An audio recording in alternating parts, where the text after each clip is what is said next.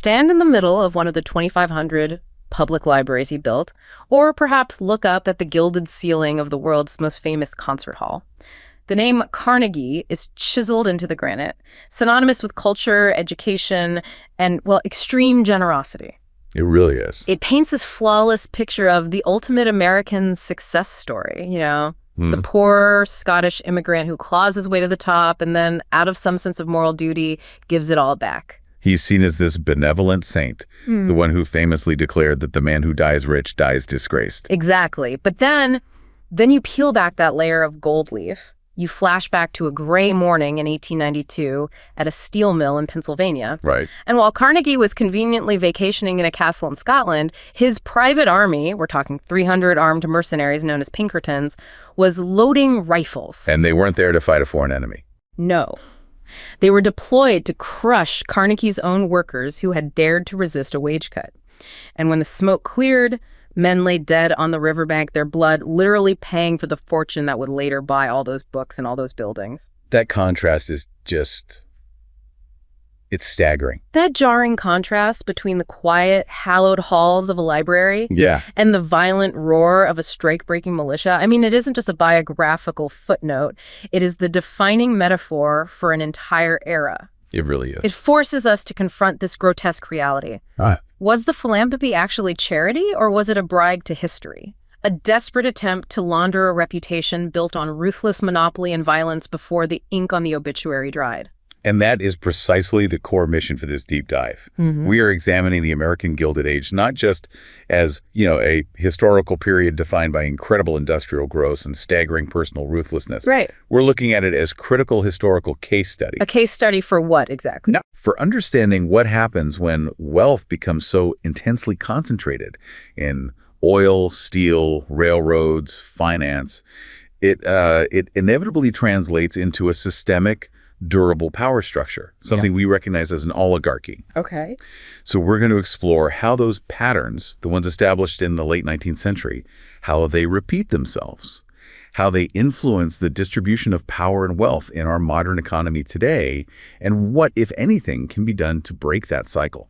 Okay, so let's unpack this architecture of ruthlessness. When we talk about the Gilded Age oligarchy, we're talking about a time when America was quietly ruled by what some historians call the invisible government, right? That's the perfect term for it. It wasn't the elected officials in Washington that mattered. It was a handful of families who effectively controlled the entire economic machinery of the nation. That's it, exactly. The late 19th century was really governed by these dynasties. You had the Vanderbilts in railroads, the Astors in real estate, Morgans in finance, and of course the Rockefellers in oil. And the public, they just saw progress. The public saw astonishing, rapid progress. Electric light, steel bridges, cities just booming.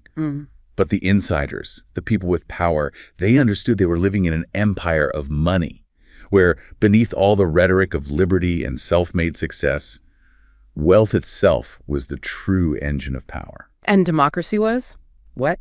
Just for show. Democracy was, at best, a performance, a costume. And John D. Rockefeller is the perfect illustration of this transformation, from simple entrepreneurship to total economic empire. His wealth is legendary, over $400 billion adjusted for inflation. That makes him arguably the wealthiest person in modern history. It's a number that's hard to even comprehend. But how did he build Standard Oil into a monopoly that controlled 90% of U.S. oil? It couldn't have been just that he was a better businessman. Oh, it was certainly not just acumen, it was systemic architecture. Rockefeller didn't just innovate refining techniques, though he did that very well. He architected a system that was specifically designed to crush any potential rival. And his most lethal weapon was the secret deal. The secret deal. He cut deals with the major railroad companies for massive preferential shipping rates. These were known as rebates, that his competitors were completely excluded from. So wait, Standard Oil was paying half, maybe even a quarter, of what its rivals were paying to move the exact same barrel of oil to market. That's right. That's more than a competitive advantage. That's stacking the deck, isn't it? It's eliminating the competition by force of financial leverage. Once your rivals are paying twice as much for shipping, they can't possibly match your prices. So Rockefeller would then use predatory pricing. Selling below cost. Exactly. Selling his oil below cost until the competitor went bankrupt. And once they failed, He didn't just celebrate their demise, he bought their entire operation for pennies on the dollar, Yeah. integrating their capacity into his ever-growing monopoly. And to protect this vast, almost absolute control, he wrapped it up in legal armor. Precisely. He was a master of using corporate law. He pioneered the use of the trust, an arrangement where shareholders of all these formerly independent companies would transfer their stock to a set of trustees. Which was usually Rockefeller himself or his guys. Of course. And those trustees then controlled all the companies as a single entity. This shielded the empire from any regulatory interference, from public view.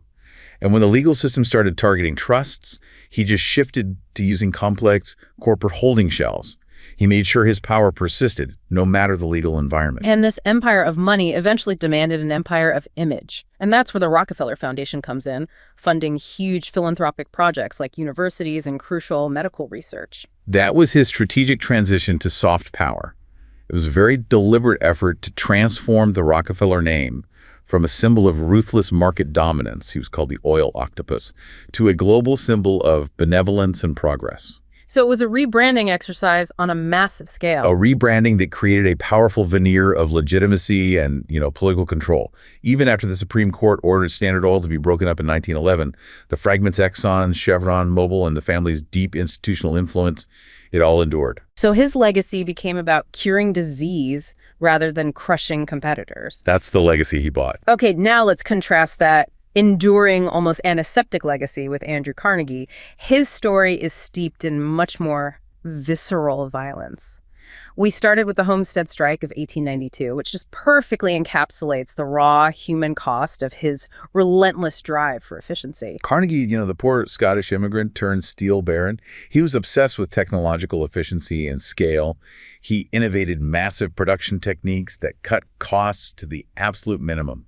But the trade-off was, it was brutal. And the Homestead Strike is horrifying because it shows that for Carnegie, efficiency and steel profits came before steelworkers' lives, their wages, their safety. It was a clear choice. And the really cynical part of the story is his convenient absence. He's vacationing in Scotland, and he leaves Henry Clay Frick, his famously hardline partner, to handle the labor dispute. Right. And Frick cuts wages, knowing it would provoke a strike, and then he deploys 300 armed Pinkerton guards. That deployment resulted in a battle, a deadly one, between a private army and, well, American citizens. It took the state militia to suppress the whole thing. And the profits from that steel mill and the complete lack of accountability for that violence that formed the bedrock of the immense wealth he later used for his famous philanthropy. And he famously tried to wash that blood from his legacy, subscribing to the belief that the man who dies rich dies disgraced. He gave away the vast majority of his fortune, including the money from selling his entire company to J.P. Morgan for what would be over $15 billion today. So it was a conscious attempt to perform a kind of moral calculus, to balance the ruthlessness of accumulation with the benevolence of dispersal. It was. But for the people on the receiving end of his labor policies, that philanthropy, it often looked less like generosity and more like a massive guilt offering. An offering intended to buy a clean historical record. The foundation of those thousands of libraries was quite literally subsidized by suppressed wages and the violence at Homestead. And if Carnegie represented the conflicted Gilded Age titan, then the Vanderbilts represented the purely arrogant one. They perfected the art of flaunting obscene wealth and openly despising the public that made their fortunes possible. Cornelius Vanderbilt, the railroad king, left behind a vast fortune, well over $200 billion in today's money. And his descendants became the absolute poster children for Gilded Age excess. Their mansions, these city palaces in New York or the summer cottages in Newport, Rhode Island, they were just monuments to luxury. Gilded walls, private operas, imported European everything. It wasn't enough to be wealthy. They had to rub society's face in it. And this leads us to that famous line that just perfectly captured their whole ethos. The public be damned. An incredible admission of disdain, isn't it? That quote, often attributed to William Henry Vanderbilt. It wasn't just some passing comment. It became their functional family motto. It really symbolized their deep-seated belief that they operated above and outside the constraints or the needs or even the interests of society in general. Absolutely. Yeah. And this blatant arrogance, combined with the visible violence of the labor strikes, created this profound resentment, a feeling that the social contract had been just fundamentally broken. This intense personal contrast, the shining library versus the bloody ledger, the obscene palace versus the crushed workers' family, that leads us directly to the profound socio-political consequences of the Gilded Age. This era wasn't just about economic history, it exposed a deeply fractured society. You can trace this fracture most clearly through the experiences of the people who witnessed the dissonance firsthand. I mean, consider the historical analysis that focuses on a woman. Let's call her Sarah, in Homestead, Pennsylvania, around 1900. Sarah was the widow of a steel worker who had died because of horrific safety shortcuts taken by Carnegie's managers. All in the name of maximizing production and cutting costs. It's so easy to discuss these things as statistics, but we have to remember the individual lives that were just upended by this industrial machine. Absolutely. So now, picture Sarah walking past the grand opening of this magnificent public library, funded entirely by Andrew Carnegie. The building was praised universally by the press, by the local elite, as a beacon of progress and opportunity for the working class. But for Sarah, standing there in the shadow of that impressive sandstone facade, the structure didn't look like a temple of learning. It looked like a monument to what she had lost. Right. It looked like laundered money, bought with the very wages that were cut from her neighbors, subsidized by the constant safety hazards and, cemented by the violent suppression of dissent. She couldn't step inside. She understood the gospel of wealth. This idea that the rich should use their fortunes to benefit society, not as genuine charity, but as a cynical effort to polish a reputation built on exploitation. So this dual reality, the loud narrative of progress, hiding the underlying corruption, that was the force that really catalyzed the demands for reform that defined the progressive era. It was. People realized the system wasn't just unfair, it was structurally skewed. And what's crucial to understand about this period is that the economic orthodoxy of the time, this belief in a free market or a laissez-faire economy where the government was supposedly hands-off. That was a complete myth. Completely mythological. The government was constantly intervening, but nearly always on behalf of big business. That is a critical point that often gets missed in the history books. We think of these titans operating in some pure capitalist vacuum, but they relied heavily on government support. They absolutely did. I mean, take the railroads, often held up as the epitome of private sector achievement.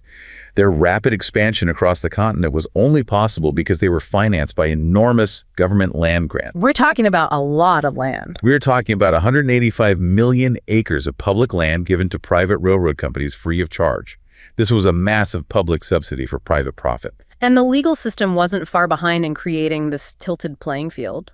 The judicial branch actively facilitated the rise of the oligarchy through some pretty controversial interpretations. The most egregious example is the 1886 Supreme Court case, Santa Clara County v. Southern Pacific Railroad. Okay.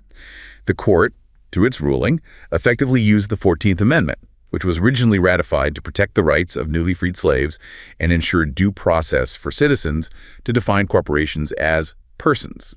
Wait, if the 14th Amendment was for real people, did the railroad companies argue they deserved the exact same due process protections? That was precisely the argument, and the court agreed. By defining corporations as persons, the ruling shielded these massive new entities from regulatory oversight and from local or state taxation.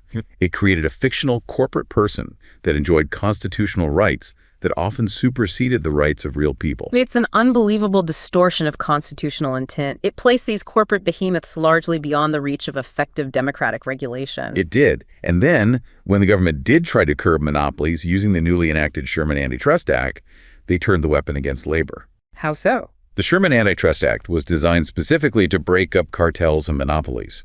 Yet its earliest and most frequent uses were against labor unions, which courts ruled were illegal combinations in restraint of trade. So a law designed to foster competition was used to crush the collective bargaining power of workers. Consistently, the law, the courts, and massive public subsidies all lined up on the side of capital. And this systemic reality, it perfectly sets the stage for the theories of power that emerged from this period.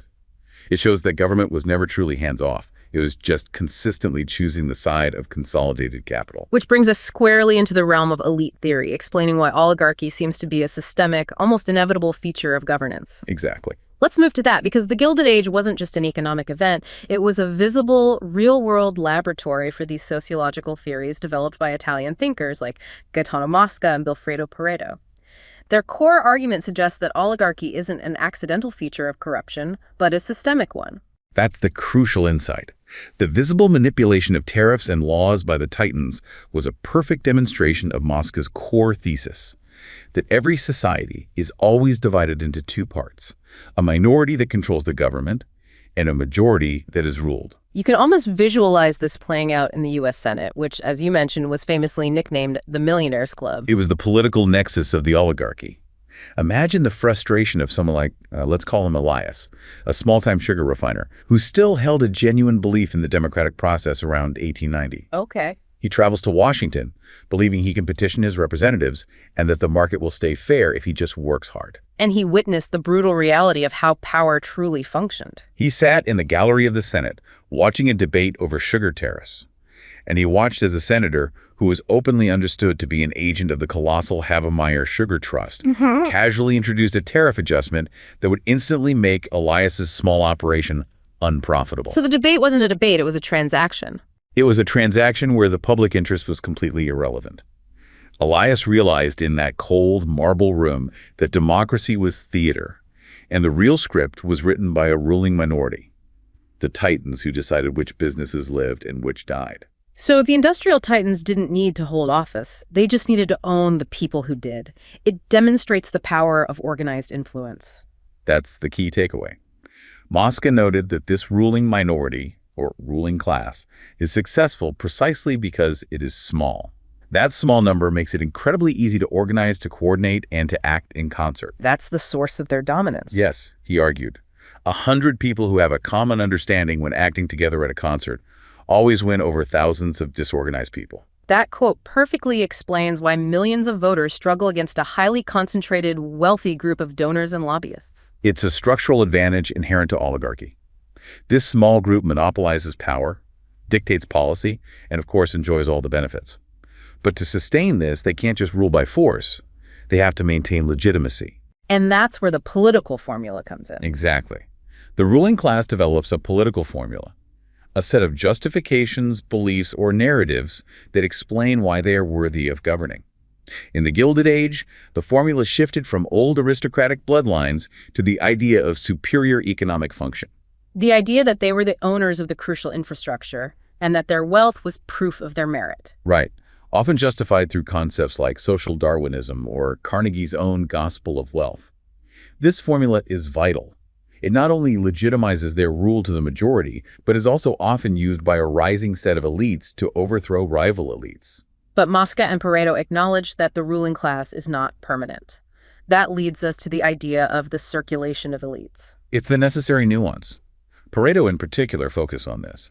While the fact of a ruling class is permanent, its composition is not. If a ruling political class becomes inflexible or too complacent or fails to absorb new talented members from the governed, or if they simply lose the superior qualities required by the age, then a new set of elites will form from the majority and eventually take over, sometimes violently. And the definition of superior qualities changes throughout history. It does. In early societies, it might be physical strength. In the Gilded Age, it was economic function owning the means of production. In modern societies, some sources suggest the necessary quality for a ruling elite might be organized bureaucracy, the ability to manage complex administrative and financial systems. So adaptability is key to the longevity of oligarchic control. It is. Let's apply this elite theory directly back to the practical mechanisms of the Gilded Age. The centralization of power wasn't just about individual wealth. It was about how these individuals physically linked their empires together, creating a unified front. The result was what a Wall Street Journal editor described in 1905 as the Business Senate of the United States. He identified 76 men who effectively controlled the nation's finance and industry. This control arose from these deliberate communities of interest, which ensured that decisions across seemingly independent sectors were harmonized, effectively excluding the public and smaller competitors from any meaningful participation. Exactly. And the core technical mechanism was the interlocking directorate, which is a dry-sounding term for an incredibly effective strategy of coordination. So what did that look like in practice? It was the corporate architecture of seamless control. Directors and high-ranking officers would simultaneously hold multiple board positions in organizations that were supposed to be independent. So think of a J.P. Morgan associate sitting on the board of a major railroad, a steel company, and a major bank.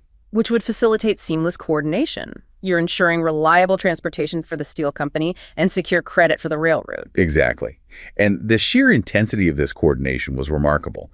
The sources show that in 1905, the average number of interlocks per company among the 20 most interlocked corporations was 61. 61? That's an incredibly dense, coordinated web. It is, which led analysts at the time to conclude that financial oligarchies had firm control over the economy. But the sources also indicate that this visible, intense interlocking structure started to decline after 1905.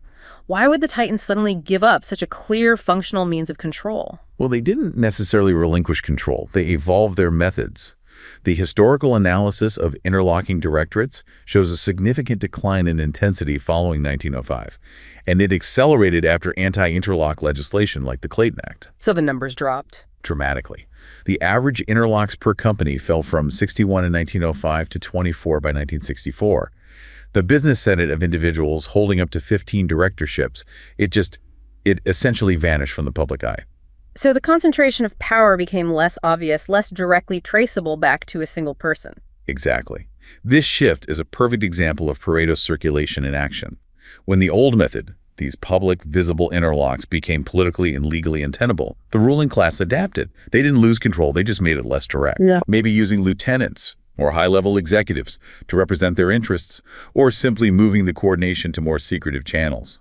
The structure of control adapted to the demands of the emerging political formula, shifting from visible, personal dynasty to efficient institutional bureaucracy. That adaptability shifting from overt personal interlocks to invisible institutional control is perfectly illustrated by J.P. Morgan. He went beyond coordinating the system. He became the system. The story of J.P. Morgan really underscores the fundamental instability of the American economy before the creation of the modern regulatory state. There was no central bank, no federal safety net, no mechanism for stabilizing the currency during a panic. The entire system just ran on private trust, which is inherently fragile. It is. And Morgan stepped into that political and financial vacuum, essentially functioning as a central bank that the government lacked. His influence peaked not just through constructive consolidation like his creation of U.S. Steel in 1901 after buying Carnegie's company, but through his crisis management.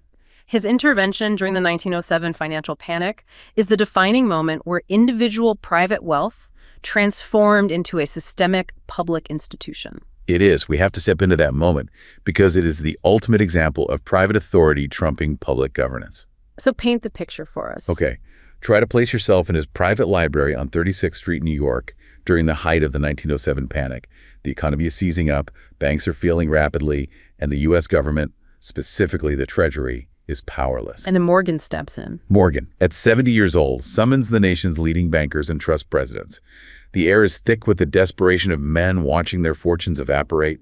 Morgan, seizing total authority, locks the doors of his library. He locked the doors. That is incredible. It's a deliberate act of physical and financial hostage-taking. He refused to let them leave until they personally, in writing, pledged capital to bail out the failing institutions and shore up the markets. He examined their books, he demanded transparency, and he personally dictated the rescue plan. So he decided who would survive. For that moment, Morgan was the central bank. The fate of the entire American financial system rested in the hands of one unelected man. That display of unilateral private power, however stabilizing it was at the time, must have been chilling for the rest of the nation watching this near-total collapse. It was deeply alarming. It proved that in the absence of a public authority, private oligarchy would rule by necessity. And the public backlash and the intense national scrutiny that followed this event led directly to the formation of the Federal Reserve System in 1913. So Morgan essentially provided the template for the modern institutionalized state response to financial crisis. His private control paved the way for public institutions. That's the key legacy. Morgan traded the power of his bloodline for institutional power. His personal fortune was, surprisingly, only about $80 million when he died in 1913. Which is a lot, but not Rockefeller money. Not at all. But his bank, J.P. Morgan & Co., evolved into today's J.P. Morgan Chase, one of the largest financial institutions in the world. The dynasty's personal wealth faded, but the structural influence of the institution persists. Institutions, unlike individuals, don't die. This brings us to the ultimate fate of the other Gilded Age fortunes, They didn't all follow Morgan's model of institutionalization, did they? Their subsequent evolution tells us a lot about the fragility of personal wealth versus the durability of systemic control. They diverged into three distinct paths of influence. The Rockefellers, as we discussed, saw Standard Oil broken up in 1911, but the fragments became modern global energy giants like Exxon and Chevron. The wealth was successfully laundered into philanthropic soft power, Shaping global health and education policy, ensuring their influence continued through non-monopolistic means. And Carnegie. Carnegie, having sold out to Morgan, fulfilled his desire to die disgraced by wealth. He strategically gave away the bulk of his fortune to build those libraries and cultural institutions. His descendants never formed a financial dynasty of consequence. Proving that a fortune, however immense, can be fully dispersed if the founder chooses to institutionalize the giving rather than the control. Exactly. Then you have the cautionary tales, the Vanderbilts and the Astors, who proved that even colossal wealth can be finite. The Vanderbilts became the primary example of the fortune that ran out. The first generation built the empire, the second lived in obscene luxury, and by the third they were struggling to maintain the palaces. Their heirs spent the fortune with reckless, visible extravagance. It became a powerful societal lesson. Wealth rarely survives 3 generations of continuous excess. It demonstrates the inherent fragility of wealth rooted solely in personal consumption rather than systemic institutional control. And the Astors symbolize the hubris of the era, the illusion of invincibility. Right, John Jacob Astor V sank with the Titanic. He did. One of the wealthiest men in the world sank with the unsinkable Titanic in 1912.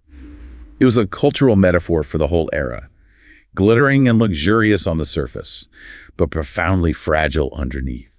Their fortune fragmented among heirs, becoming a relic of old money rather than an engine of continuing power. The personal dynasties were brittle. The institutional structures like J.P. Morgan and Company proved immortal. That's the takeaway. But the core playbook monopoly, political manipulation, crushing dissent, that playbook didn't vanish. It simply evolved for a new century. That's the most important connection to draw. The Gilded Age didn't end. It simply changed costumes.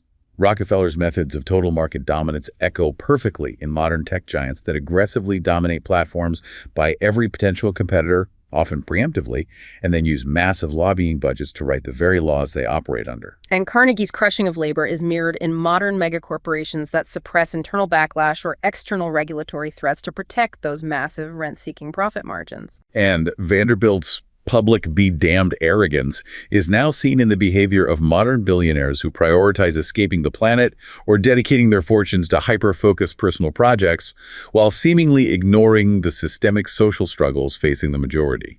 And crucially, Morgan's function as the unelected central authority echoes today in the power wielded by central bankers, hedge fund CEOs, and financial institutions that decide the fate of entire markets through emergency interventions and concentrated capital decisions. The pattern of private power filling a public vacuum persists. Here is where the historical pattern connects with startling clarity to modern economic data.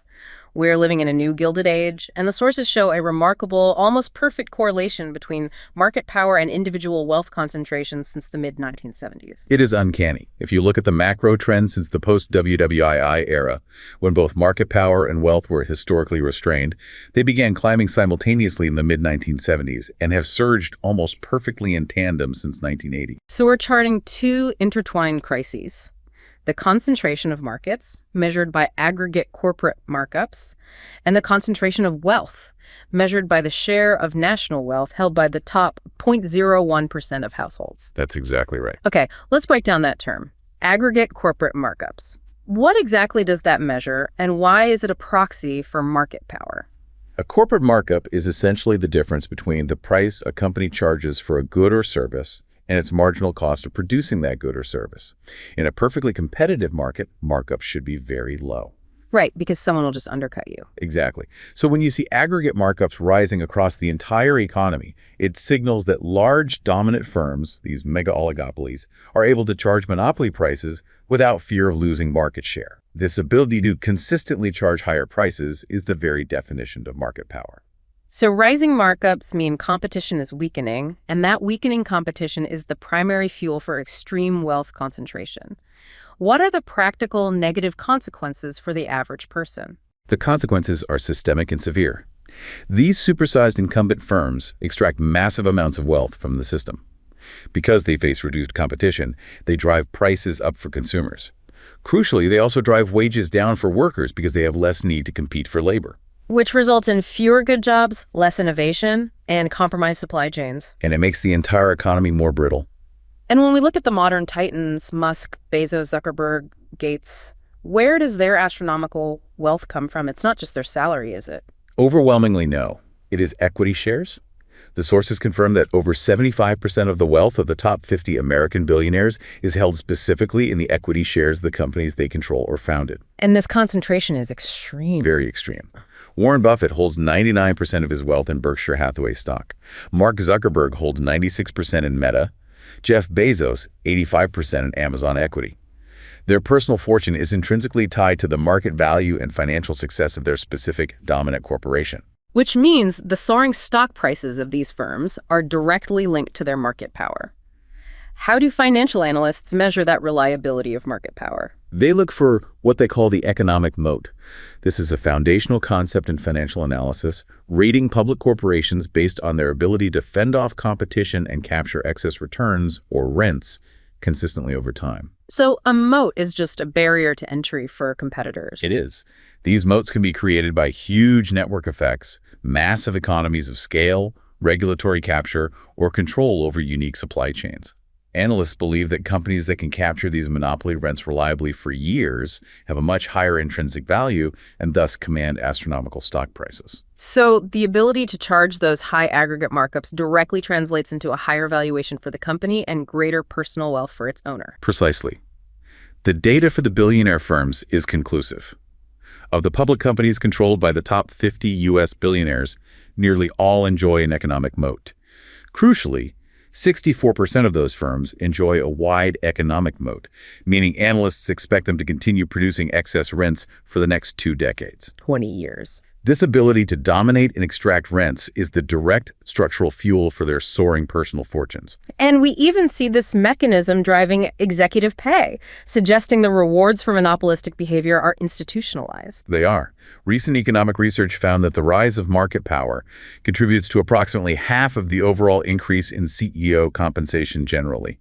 For the very top-paid CEOs, who are often the billionaire founders themselves, market power drives a remarkable 80% of their financial rewards. So in the modern Gilded Age, monopoly and wealth inequality are fundamentally the same problem, just seen through 2 different lenses. That's the core of it. This structure seems to lead to a profound collapse in traditional checks and balances within these dominant corporations, creating what you call the Blockholder oligarchy. Yes. Traditional corporate law is built on what's called the principal-agent problem. The idea is that diffuse shareholders, the principals, will monitor and restrain professional management, the agents. It's a check and balance system. Right. But that system is ineffective, if not entirely collapsed, for many of today's dominant corporations. Because the line between the principal and the agent is blurred, or often the principal and the agent are now the same powerful person. Exactly. The situation is eerily similar to the Gilded Age, but structurally evolved. Many top U.S. billionaires today simultaneously hold the roles of CEO, board chair, and main blockholder, meaning they personally own over 5% of the shares, and often far, far more. So they own the company, run the company, and chair the board that's supposed to oversee them running the company. It's massive concentration of leverage. On average, these manager blockholders own over 1/3 of the outstanding shares of their public firms. Larry Ellison owns 42% of Oracle. Dan Gilbert owns 70% of rocket companies. This narrowing of effective control to one powerful manager blockholder fundamentally challenges corporate governance norms. And this concentrated ownership aligns their incentives perfectly. Their personal financial motive is to increase firm value, meaning increasing their stock price through market capture. And they have the direct means as CEO and board chair to implement anti-competitive strategies to achieve it. It creates an intensely powerful, singular personal incentive to steer their businesses toward monopolistic practices, whether through large, aggressive mergers and acquisitions designed to eliminate competition, or through strategies that deliberately reinforce their economic moats. So the beneficial ownership and the control of the most dominant firms have fused, which explains the modern drive to accumulate both extreme wealth and overwhelming market power. It does.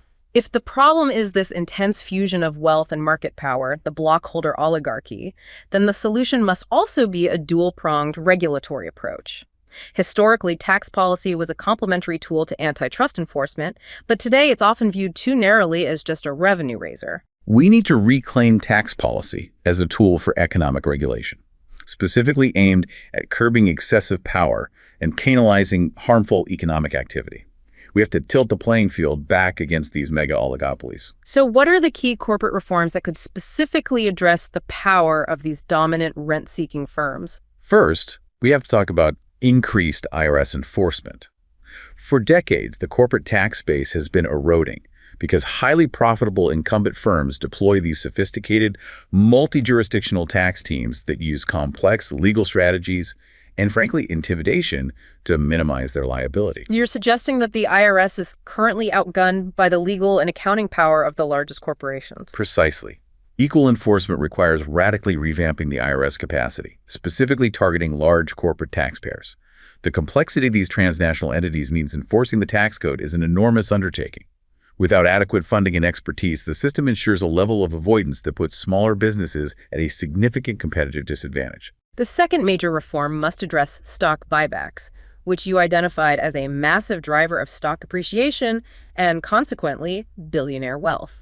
Stock buybacks, where a corporation repurchases its own shares on the open market, are fundamentally a mechanism to increase earnings per share, and thus stock prices. Data shows this behavior is highly effective. Up to 40% of share growth in recent years derives from buybacks rather than fundamental earnings growth. And since top billionaires hold most of their wealth and equity, this directly inflates their personal fortunes. It's a direct pipeline. The Inflation Reduction Act did institute a small 1% excise tax on buybacks, but that hasn't proven to have enough force to curb the behavior, has it? And not sufficiently. The aim isn't just to raise revenue, but to curb the manipulative incentives of open market repurchases.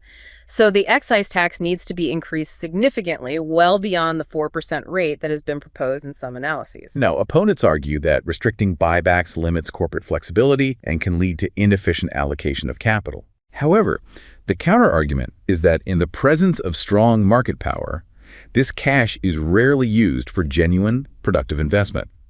It's used to artificially inflate share prices to benefit the blockholders and executives. And the third major corporate reform involves returning to a graduated corporate tax rate. Yes, the flat corporate income tax rate installed by the Tax Cuts and Jobs Act gives a distinct competitive advantage to large multinational corporations that are already generating above normal returns, the hallmark of market power. While smaller, competitive businesses operate on thinner margins. Exactly. So returning to the pre-2017 graduated structure, with a much higher top rate for highly profitable corporations, would tilt the tax playing field against the rent-seeking monopolies relative to smaller, competitive businesses. It would reduce the financial returns associated with monopolistic practices. That addresses corporate behavior. Now let's pivot to taxing the ultra-wealthy directly, which targets the personal incentives of the manager blockholders. As you noted, the goal here isn't just revenue or redistribution. The crucial third function is the regulation of economic power, which many argue actively degrades democratic systems. And proposals for taxing the ultra-wealthy fall into two main categories: taxing the stock of wealth and taxing the growth of wealth. Can you describe the difference between those two approaches again, particularly how they treat unrealized gains? Of course. Taxing the stock of wealth, or a wealth tax, is an annual tax, say, 1% up to 8%, levied on the underlying total value of all assets held by an individual above a high threshold: real estate, stocks, business assets, everything. The entire stock of accumulated fortune would be assessed and taxed each year. Okay. And the other? Taxing the growth of wealth is known as the accrual tax, or mark-to-market accounting. This proposal levies an annual tax on the change in value of tradable assets, like publicly traded stock, even if the assets haven't been sold yet. These are the unrealized gains. So if I buy a stock for $100 and at the end of the year it's worth $150, I'm taxed on that $50 gain, even though I still hold the stock. Under the current system, that $50 gain goes largely untaxed until I actually sell it years later. Precisely. The accrual tax seeks to eliminate that deferral loophole, ensuring that wealth gains are taxed annually, just like wages. President Biden's billionaire income tax proposal was a form of this. Both the wealth tax and the accrual tax are highly progressive tools designed to target the uber-wealthy who currently escape paying their fair share. But how do these wealth taxes actually affect the market power structure? It seems distant from traditional trust busting. They create two primary and powerful effects on the billionaire blockholders, cutting directly against the core problem of the fused oligarchy. First is the incentive effect. If you impose a higher effective tax rate on capital gains, which these taxes do, you reduce the net personal financial benefit the billionaire receives from directing their companies toward monopoly-fueled share appreciation or rent-seeking. It makes the anti-competitive, high-risk, high-reward strategy less financially rewarding for them personally. It puts a brake on their ability to capture those excess returns. That's the goal. The second is the liquidity effect. Given how concentrated the top billionaires' wealth is in their own companies, a high-rate wealth or accrual tax would create a significant annual tax liability. Because they lack liquid cash, this might compel them to sell some of their concentrated stock holdings to cover those taxes. Now, if a billionaire is forced to sell a massive amount of stock suddenly, doesn't that risk destabilizing the very market we are trying to regulate? That seems like a dangerous side effect. That is a primary concern often raised. However, policy design can mitigate this through staggered sale requirements. More importantly, policy analysts who support these measures view this diversification of equity ownership as a desired redeeming feature. So it's a feature, not a bug. Right. Billionaires selling stock decreases their relative control over those companies. This reduces the extraordinary personal leverage the manager blockholder has in steering the business toward anti-competitive practices. It begins to break down the highly fused nature of the modern oligarchy that has fueled both extreme wealth and extreme market concentration. We've truly come full circle. We started with the Gilded Age industrial titans who created their fortunes by crushing labor and buying out rivals, and we conclude with the modern blockholders who use concentrated equity stakes and systemic market power to extract rents and drive the twin crises of wealth and market concentration. The Gilded Age provides an essential mirror for understanding the persistence of concentrated power. The institutional structures J.P. Morgan created, the monopolies Rockefeller engineered, and the dual blood-stained legacy Carnegie left, they all inform the reality of today's mega-oligopolies. The historical lesson is that when power concentrates, it adapts and persists, regardless of the political moment. The central lesson remains that an economy with this much concentrated power in the hands of so few is profoundly broken, and that efforts to rewrite rules, whether through antitrust, corporate governance reform, or comprehensive tax reform, must aim at unwinding the intertwined crisis of extreme wealth concentration and corporate market power. We have to address both the lack of tax liability among the ultra-wealthy and the shareholder primacy business models that drive these unprecedented levels of corporate concentration. The money and power of yesterday laid the structural foundation for the money and power of today. The story of America's great industrial titans confirms a chilling principle. The power of a modern-day oligarchy is not solely measured by the money they have, but by the control they exert, ensuring that concentrated wealth is not just an outcome of politics, but the endos of it.